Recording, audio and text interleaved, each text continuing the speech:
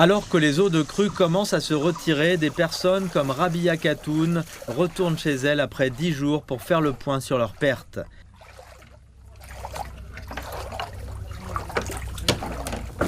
Le déluge a contraint des milliers de personnes comme elle à s'abriter dans des camps de secours.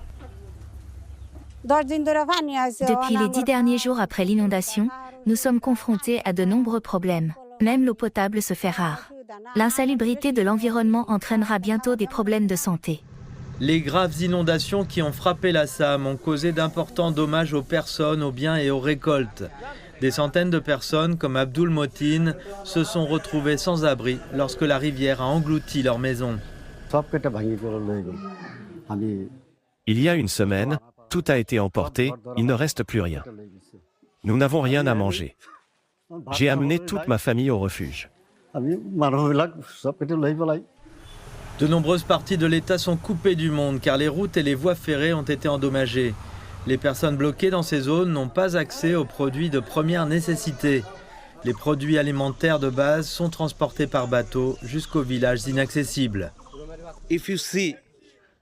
Regardez, la rivière est entrée dans les terres sur 3,8 km et nous avons perdu 120 villages jusqu'à présent. La situation reste tendue dans les zones de Grim où les digues ont été rompues. La force d'intervention en cas de catastrophe de l'État a été déployée pour fournir un service complet au cas où le niveau de l'eau augmenterait et qu'une évacuation serait nécessaire. Les équipes médicales ont été mises à contribution et nous avons environ 28 équipes dans les camps de secours. Il s'agit de la deuxième inondation en Assam cette année.